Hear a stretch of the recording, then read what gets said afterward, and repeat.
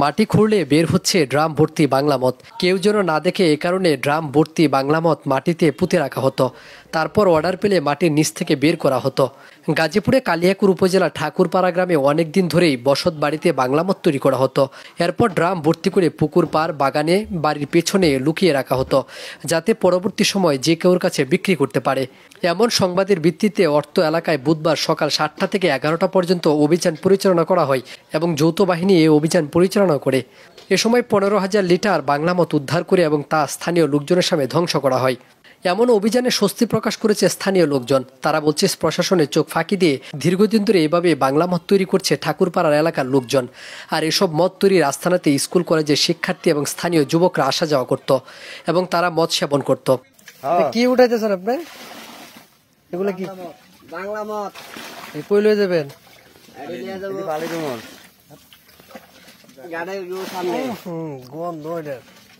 থাকলে মাথা লয়ে যাবো। আচ্ছা, আজকে আপনারা কি করলেন বলেন? সারাদিন কি করলেন?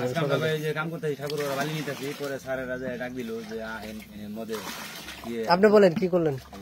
এই যে মদের কাজ করতেছি সারাদিন, সারাদিন উদ্ধারের কাজ করতেছি।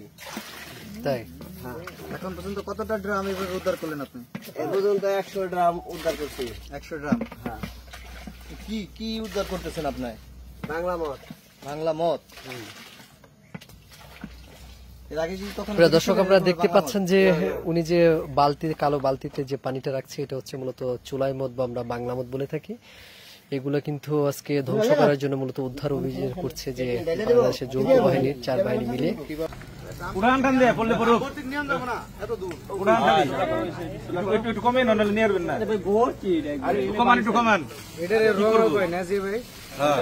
রমাল না, এটা হলো কাঁচা মাল, প্রক্রিয়া হইতেছে। এটা বকরি করে দিবে সবগুলো আপনার একটা এভারেজ করেন যে কত লিটার হইতে পারে। আচ্ছা, ওটা করব নি। এটা মইতে আছে 2 মণ। কয় মণ? 2 মণ, 80 কেজি আছে। আর ফারা না। 120 লিটারের দাম এটা। 120 এরকম যদি 1000 ড্রাম থাকে, সোজা করো মামা, সোজা করো, পুরো ঢালি দিয়ে উঠান উঠান। মুকুল দে, আমরা দাও। ছোট মোটো গারাগারে এনটি করে বালতি দিয়ে মদ উঠে নিয়ে যায়, তাই না? আবার এনে ওই দিয়ে যায়, অত দাম উঠায় না। দাম তো জীবনে, হ্যাঁ হ্যাঁ করতেছি, দাম উঠায় না, দাম উঠায় না। না না, অল্প রাখেন রাখেন রাখেন, অল্প রাখতে, অল্প রাখতে, এত বড় ভোরা দাম নিয়ে